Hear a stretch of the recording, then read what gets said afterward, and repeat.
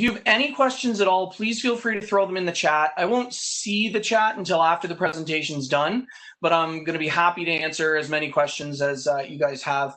I know some of you may be wondering, you know, what is this guy coming and talking to us about comics? So hopefully I'll be able to fill you in a little bit more about what the study of comic books actually is. So let me just see if I can get this going here. There we go. So Dan did a great job introducing me. I just want to reiterate, I'm a comic scholar. So my research is primarily on comic books, how comic books can be used in education, how comic books can be read as historical and cultural artifacts, that sort of thing. I am a PhD student in educational studies at Brock.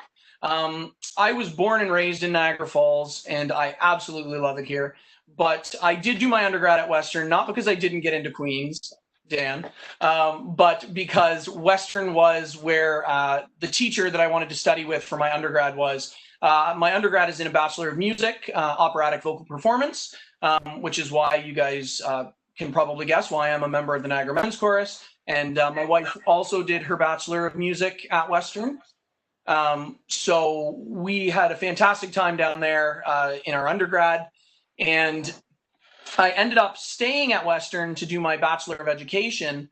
And when I finished that, I worked as a teacher in the Thames Valley District School Board for about 4 years before Victoria and I decided that we wanted to move home. We had just given birth, my wife had just given birth to our firstborn, Dante, and we wanted him to be closer to his grandparents. So we made the decision to kind of leave London and leave what we had established there and come back down here to Niagara Falls. And it gave me the opportunity to go back to school and kind of pursue things that I was interested in. And so during Teachers College, I'd become very fascinated with how comic books could be used in education. And at the time, I thought it would be more of just a way to differentiate myself as a teacher, demonstrate, you know, how I was using non-traditional texts in the classroom. But when I had the chance to go back and do my master's, I decided that I wanted to study comics. I wanted to go in and dive into the field and see, you know, what I could do with it. So my master's is a Master of Arts in Studies in Comparative Literature and Arts. It's a mouthful. But I did that at Brock University, and I spent my entire master's studying comics. And my major research paper was on comics in the classroom as sponsors for multimodal literacy development. And those are things I'll talk to you about a little bit in a few slides. But coming out of my master's, I knew I wasn't finished. I wanted more. I don't know, I'm a glutton for punishment. So I decided to go back and do my PhD. And so I'll be entering into my second year, finishing up coursework at Brock University as a PhD student. And I will be defending my comprehensive portfolio at the end of winter, which will get me into the period of dissertation writing. So lots of fun stuff coming ahead. As Dan did mention, I have the opportunity to teach in the Faculty of Education this year. So I'm going to be teaching 2 courses. One, Teacher as Researcher, which is focusing on how to be a classroom teacher and an actual qualitative researcher. And the second will be for second year teacher candidates learning how to teach English language arts. So I'm very much looking forward to that. But for me, my primary research interests, as you can see there, are comics theory and pedagogy, which I'll talk to you about momentarily, multimodality, reader response theory, literacy studies, and intermediate and senior educational pedagogy. And all of these things sort of come together in the project that I'm going to talk to you about today. But first, I know a lot of you guys are thinking, like, how is there an academic field that studies comic books? Like, this is absurd. Funny books, you know, I've heard it all. But the academic field of comic studies is actually really fascinating. And generally what we're trying to do is simply focus on what comics and sequential art actually can offer society. It's very broad, and there's a lot of different ways to come at comic studies. Education is just one subfield. There's also historical studies, cultural studies, anti-discrimination studies, altruistic studies, cognitive linguistic studies. All of these sorts of things play a factor in the field of comic book studies. And while we do tend to have some arguments within the field about what exactly comics are, there's very large debates about where the boundary line between a comic is. one of the most popular definitions of comics is the one that calls them sequential art, right? I'm sure some of you guys have heard that, and I've even included it in my PowerPoint here. But the problem with the term sequential art is that it leaves out single panel cartoons. Are they any less comics than two-paneled cartoons? So it's a huge debate that we have in the field, but generally speaking, we accept that comic book studies focuses on single issue comics, or the floppies that you would buy at a comic book specialty store, graphic novels that you'd buy at any bookstore, web comics or webtoons, digital comics, newspaper strips, Sunday funnies, that sort of thing. For myself, my primary interest in the field of comic studies is comics theory. And comics theory is the approach to looking at comics and seeing what they can offer in a worthwhile and meaningful theoretical way. So in other words, to put it really simply, it's what can comics do, what can they say, and how can they say it? And for me, there's implications in a lot of different fields when we talk about what comics can actually say and how they say it. So from an educational perspective, I focus a lot on comics pedagogy. And this is obviously pertinent to the subfield of education, but it's actually pertinent to every element of comic studies, because if we want to grow the field, we have to be able to teach about comics, and we have to be able to teach how they communicate and what they're useful for. So I feel that comics pedagogy is the glue that holds all of comic studies together. And so I really enjoy the fact that it's a big part of my own research. Comics pedagogy, for those of you that weren't teachers, is sort of like a praxis, and it's a mixture of the way that we teach and the way that it informs how we teach. And so we have to be conscious of what we're using comics for in the classroom to make sure that they're achieving the aims that we want them to achieve. And so we have four primary types of comics pedagogy. Teaching with comics is the first one. It's generally speaking, we're using comics as a tool. This is the most common way to use comics, particularly in K-12 classrooms. Think about a comic book adaptation of Shakespeare. If someone doesn't want to teach the play text of Shakespeare, which happens quite frequently applied in college level classes, they might teach the comic book adaptation instead. In that way, the comic isn't really being used as a comic. It's being used to facilitate the teaching of the Shakespearean text that's been assigned for that course. So that's teaching with comics. Teaching about comics, which is when you're using comics as comics, is the second category of pedagogy. And essentially, that's when we're studying a comic book for no reason other than we want to study the comic book itself. That is what my project is going to be particularly aimed at. So I'm going to not talk too much about this now, and we'll get to that in a little bit. The third type of comics pedagogy is teaching through producing comics, and that's very simply just making comics in the classroom. What can we do? What can the process of designing and creating comics actually teach our students? And so think of an alternative essay assignment. Instead of writing an essay, you could ask them to submit a comic version, right? And there's actually been some very cool doctoral dissertations that have been published in the last few years in comics form that have really pushed this non-traditional dissertation route and encouraged people to be using different types of evaluation in the classroom. Finally, teaching comics production as a means of processing and thinking. That is really the domain of one particular scholar. His name is Nick Sousanis, and his whole concept is comics as thinking. Have you ever had that experience where you're writing something, and as you're writing, you start thinking about something else, and it plays into the way that you create the text you're creating? It happens to me all the time when I'm writing essays, or even when I'm creating threads for this project. And so Nick Sousanis would say that comics do that as well. So graphic note-taking is a big part of production as a means of thinking, and it's playing out quite heavily in post-secondary education right now, as classes are encouraging people to use non-traditional ways to approach thinking and learning. Okay, so that's the background that I think that I thought might be good for you guys to know. But now we're going to get into the fun stuff. So what I'm showing you here, these are 3 examples of the comic strip that centers my project. And the comic strip is called Little Nemo and Slumberland, and I don't know if any of you are familiar with it. But I'll talk to you a little bit about what it was and what the comic strip was successful at doing in the next slide. But what I want to say here is that every image I show you from now moving on is going to be an image of a comic strip from Windsor McCay's Little Nemo and Slumberland. And though they're small, and you're probably not going to be able to read them now, the beautiful thing is that they're public domain. And if anyone is interested in reading some of the strips, I can actually share with you the comic strip library link where I get the strips from for my project, so that you guys can go in and take a look and look around and read them if you're interested. How I engage with them myself reading, I'm going to show you this big, massive text.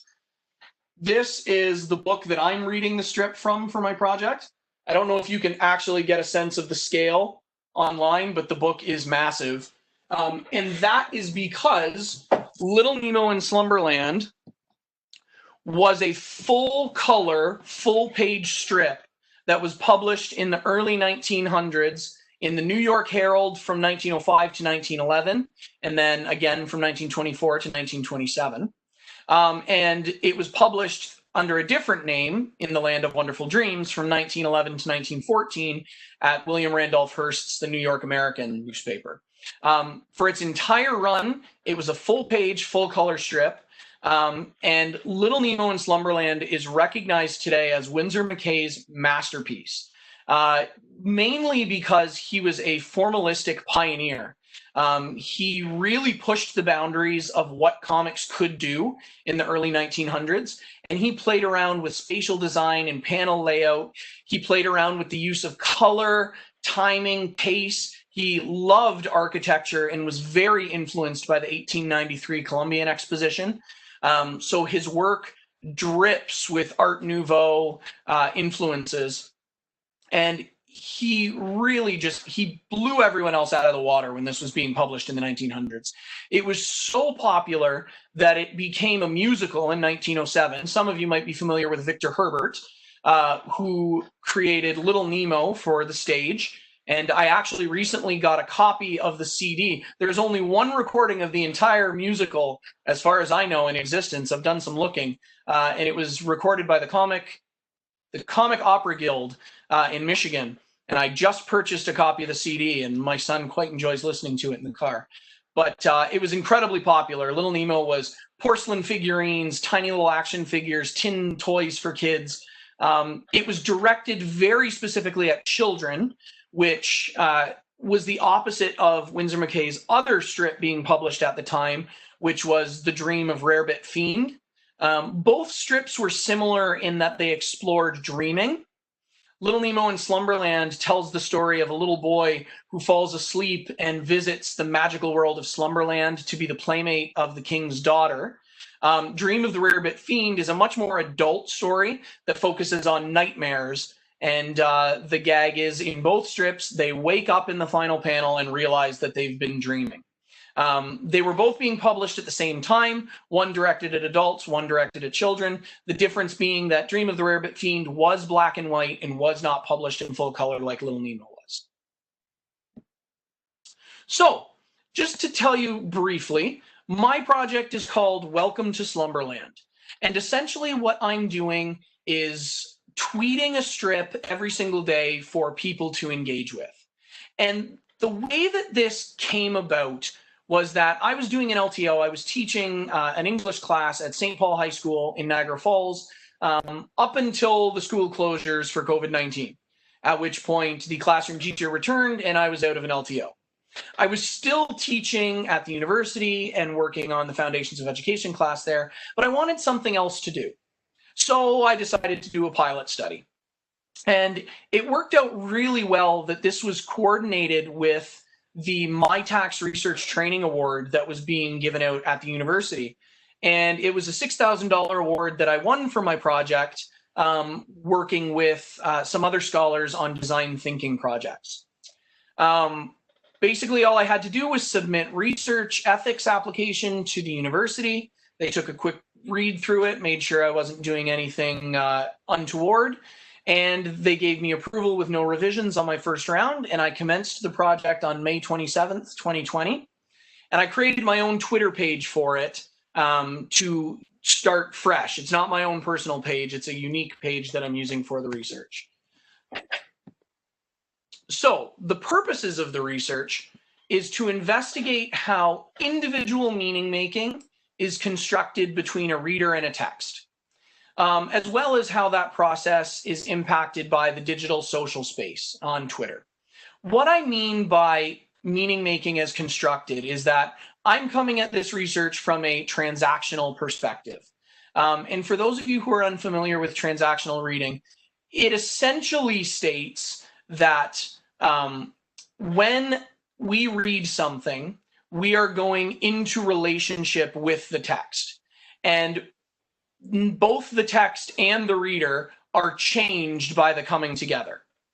So what I mean by that is that when I read something, if I walk away from it and come back, I already know what's happening. So I'm reading a text that I already have information about. The same could be said when we look at anything in terms of comic books and the formal layout. If I know the gag at the end of the strip and what's going to wake Nemo up, then I don't have to focus on that in my second reading. I can look for other things to notice. And so it's a constant give and take between the reader and the text. And within the digital space, what was really cool was that we could explore how I read the strip, and I would post my own reading, and then I would invite my participants and others to do the same thing. And they would post their readings about the strip, and then we would have the opportunity to discuss amongst ourselves and talk about it between one another. And so it really demonstrated the way that all readings are shaped and influenced by past experiences, who you are as a reader. And then when we came together, it allowed an opportunity for each of us to share our different readings and demonstrate and learn new things. So just so you get a really good understanding of what I'm doing here, the way that Twitter works, and I'll show you my Twitter page a little later, but there's 549 strips in the Little Nemo series. And basically what I'm doing is I'm taking a single strip chronologically, and I'm tweeting one every day. So today is actually at 10 o'clock. Is it past 10 o'clock now? It is, right? Yeah. So 19 minutes ago, I auto-published my 76th strip of the project. So I've got a long way to go. There's 549 of them. So we're going to be doing this for a while. But then once I've posted the thread talking about how I see the strip, I invite my participants to do the same thing. They share their comments, and then we discuss our readings together and see what new information or new things we can reveal to each other. And it's been really cool because I come at things from a very English perspective, English student. So I look a lot at the text and what's happening in the text. I have a video game designer as a participant who is frequently sharing his perspectives, and he's currently working on a Little Nemo video game. And his focus is very much on the design of the strip, right? How it's been designed, what Windsor McCay was thinking when he designed it a certain way. So our perspectives are very different, and we've seen some really fruitful conversation occur between the two of us in terms of what our readings could help to complement each other. So what I want to do now, just briefly, the transactional theory that I was talking about earlier forms the theoretical framework of my project. And it was originally proposed by Louise Rosenblatt in 1978. And I won't reiterate too much what I already talked to you about. But what I do want to do is show you an example of collaborative transaction in action. And this was something that happened during the project. And it stood out to me ever since it occurred. And I thought it would be neat for you guys to see it. So I'm just going to show you really quickly the process. So you should see on your screen two strips. The one on the left with the long vertical panels, that is strip number 50. So it was the 50th Little Nemo strip that was published. And the one beside it immediately follows it. That was strip number 51. So because I'm doing this chronologically, I came to strip number 50 first, and I posted my reading on Twitter. And my reading largely concerned the long vertical panels that you see here that have our massive elephant. And I talked a lot about how McCay used the vanishing point and the progression of the elephant forward within the slender panels to really emphasize how large this creature was. And so I talked a lot about the affective scale and the way that we're able to compare that with our tiny little protagonists who are at the very bottom of that strip there. Now, for some of you, you might know this elephant's name is Jumbo. Now, some of you may immediately know another elephant named Jumbo, but I didn't. So as I was reading this strip, and I'm thinking Jumbo is a very appropriate name for an elephant, a massive creature. So my reading had nothing at all to do with who Jumbo was. But another participant in my project, he recalled in one of his questions, and I'll read his tweet here, he said, "My question is if this is the real Jumbo or at least a figment of that dream." So it got me thinking, who is the real Jumbo? I didn't know that there was a real Jumbo. Some of you might know. So is there anybody out there who knows the historical Jumbo that my participant might be talking about? Yes. Yes. Who was he? Can somebody tell us? He was an elephant that was killed, I think, in St. Thomas by a train that collided with him. Yes. So Jumbo was a member of P.T. Barnum's Greatest Show on Earth. And obviously back in, I believe he died in 1885-ish. Yes, 1885. Yeah. Obviously, the circuses used trains at that time to get around North America. And Barnum had been in St. Thomas for a show. And unfortunately, Jumbo and some other animals were on their way back to their freight cars, and an unscheduled train came through the railway classification yard and struck Jumbo and killed him. The sad part is that Barnum, being the showman that he was, didn't let Jumbo go very easily. He actually deconstructed his body and sold different parts to different places. He sent his skeletal structure somewhere. He had his hide somewhere to be stuffed. His tusks went somewhere to be viewed constantly. And Barnum was bringing in lots of money for doing this, right? For selling the parts of Jumbo. And he got a cut of the revenue that the show was brought in as well. So that's a pretty awful way to go out. You know, Jumbo was the largest elephant, I believe, in history at that point. So this was something people wanted to see. They wanted to see Jumbo and who he was. So this was something that I should have known, because it's funny, I drove by this elephant statue for so many days. Twice a week, my wife and I would go to St. Thomas, where we sang at Knox Presbyterian Church. And on our drive in, we would always see this massive elephant. And I guess I always wondered what he was doing there, but I never really, you know, I never thought to ask or have any conversations about it. But now that I knew this, I'd kind of gone through a rabbit hole or a wormhole of understanding who Jumbo was. And it really changed the way that I read strip number 51. So I just want to read my my thread. This came the following day after my participant had brought to my attention that Jumbo was a real historical person. So this is my reading of strip number 51 the following day. I said, "There's a magical dynamism presented in every single one of these large panels. Jumbo isn't just a vehicle to get from one place to another. He's actually living on the page. He sprints in panel 1, he balances on stepping blocks in panel 2 and rope in panel 3 before sliding down the chute in panel 4. There's no question that Jumbo is the most important character here and that we should pay attention to him.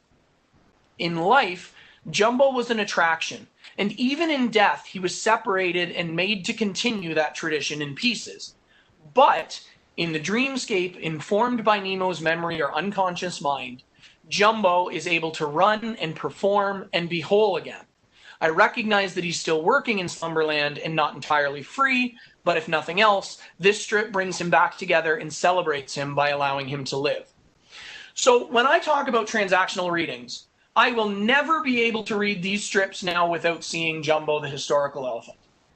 If my participant had never brought up who Jumbo was, I would just continue on being oblivious to what this reading possibly could be. And we have no evidence whatsoever that McCay intended this strip as a celebration of Jumbo. Maybe he did, maybe he didn't. The strips were published around just after the 21st anniversary of Jumbo's death. So there's evidence that suggests it might be the historical Jumbo that he's referencing, but we have no proof of that. So this reading could just be what I'm bringing to the text. But I'm okay with that. I can't change that. I will never be able to look at these strips and not see Jumbo the elephant. So that's what we mean by transactional. So by the end of this project, I am going to have a lot of data. And it's all going to be random tweets, retweets, replies, direct messages, and threads that have come to me on social media. And I'm going to have to collect those all into a big, massive master document and then do something that's called open coding on that data. And essentially what I'm going to be doing is reading through it and looking for themes and seeing what I can pull out that might reveal some meaningful information. That's the beauty of qualitative research. Going into this project, I had very little idea what I was going to find. I may have got to the end of it and found absolutely nothing, which I guess is something in and of itself, but I had no end in sight when I started this project. There's no hypothesis, there's no theory, it's just doing research and allowing it to reveal something to you. So, to that end, as a result of the 75 days of research that I've been doing, I've come to about 5 potential implications for the research. 5 things that I think might kind of reveal itself. So the first thing is that I'm hoping my research will support comics as comics pedagogy. The second implication is that I could challenge the current K-12 English classroom emphasis on authorial intention as the final interpretive word. Number 3, that I'm hoping to promote social media as a meaningfully educational and collaborative learning space. Number 4, demonstrate early 20th century socio-historic artifacts as sites of constructive frictions for 21st century anti-discrimination education. And number 5, to restore emphasis on the importance of historical memory through public domain intellectual property.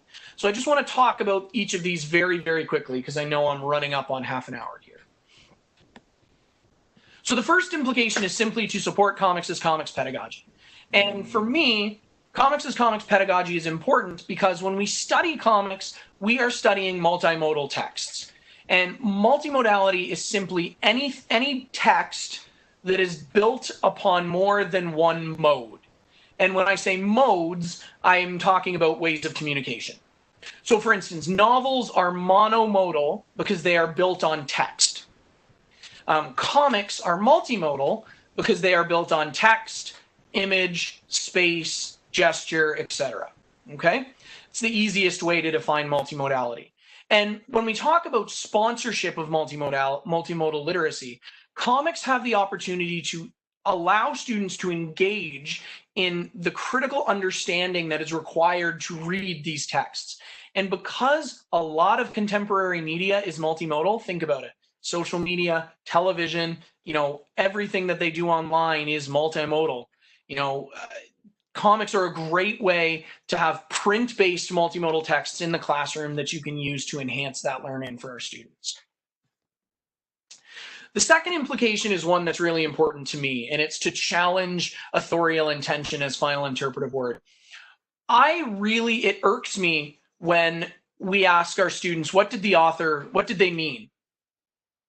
Frankly, I don't care what the author meant. Sorry. Once the book has been published, once something has been released into the world, it no longer belongs to the author, it belongs to the reader.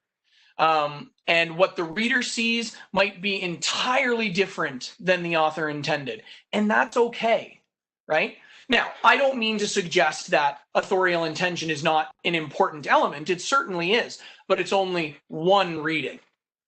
right? And there's no way that we should be giving the author that much power to say that, oh no, you're wrong if you see something they didn't mean. And so that happens a lot, unfortunately, in K-12 English classrooms. And I like the idea of studying comics as transactional texts because we can encourage the fact that comics allow for interpretations beyond authorial interpretation. Comics bear the marks of their creators in ways that novels don't. Novels are printed, typed right, and on the computer. They're mediated and published. Especially Little Nemo. Little Nemo, Windsor McCay hand-lettered those balloons. His handwriting is still on this page. So we have to come to a discussion about the author and the creator and challenge that in ways that you don't necessarily have to, or it's easier to ignore in novels. So by bringing comics into the classroom, we can ensure that this becomes part of the critical education that students are focused on. Potential implication number 3 is very important, obviously, because of the COVID-19 moment that we're in and the fact that students are going to be embracing distance learning and hybrid styles of education moving forward. And so what I want my project to demonstrate is that social media can be a fantastic mediator for education. It can mediate distance and bring people together like it's doing for us right now. It can mediate access. I can't tell you how many colleagues and friends I've met on social media who have shared things with me that I didn't have access to at my institution or wouldn't have otherwise been able to find or wouldn't have been otherwise able to know about. And then finally, social media as an interest, a mediator of interest, which allows us to widen the things that we find interesting and ways to learn from those things. There are experts all over the globe in in many different things. And so using social media to learn about those interests is a fantastic way to figure out whether or not this is something that you could find your way into as a future potential career or just a hobby or something you enjoy doing.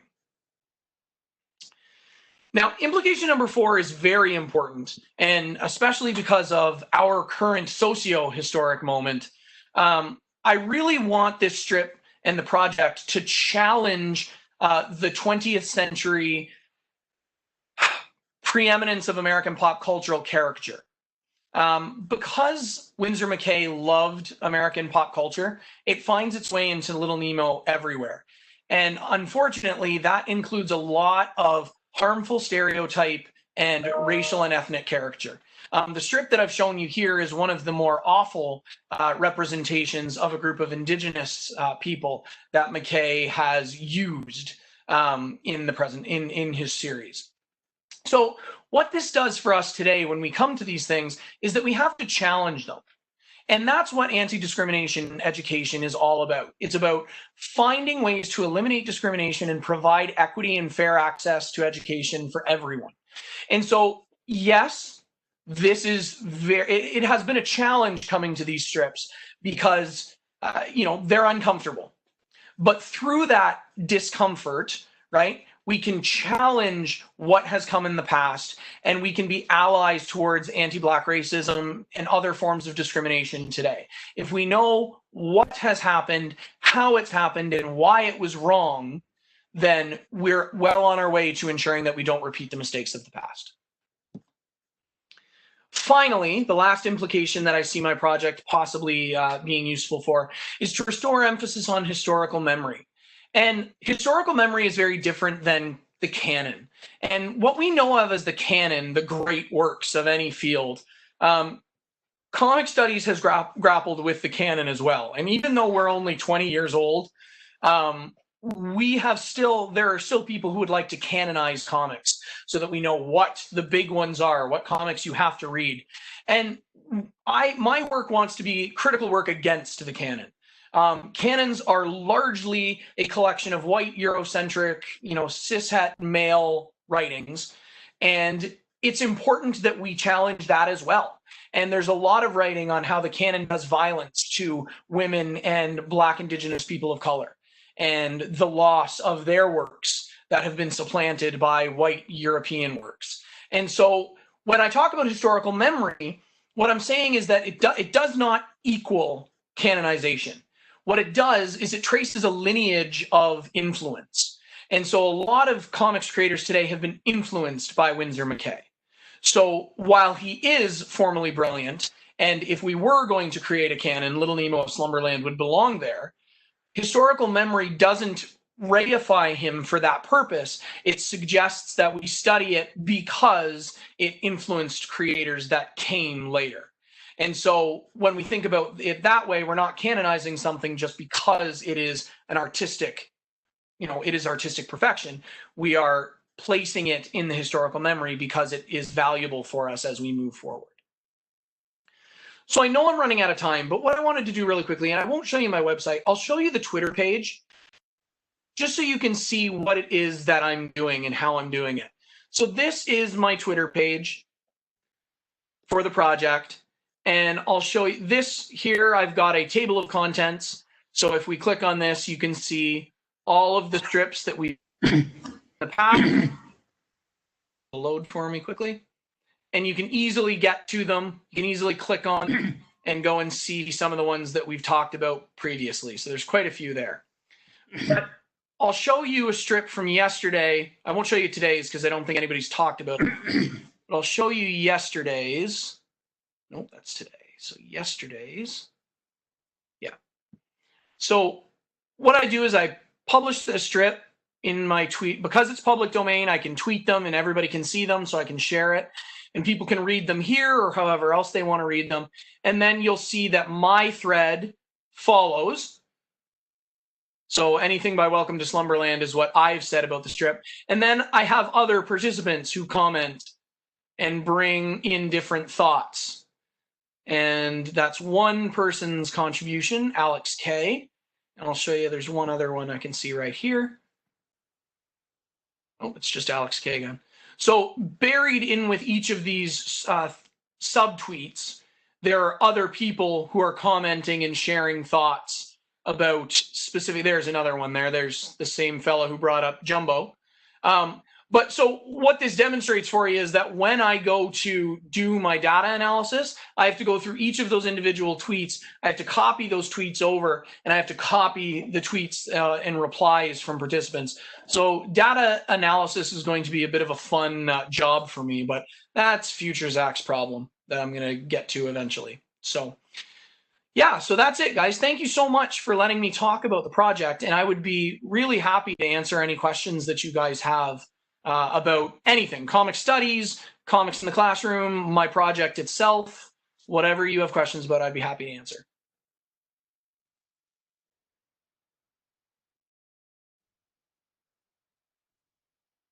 Maybe not.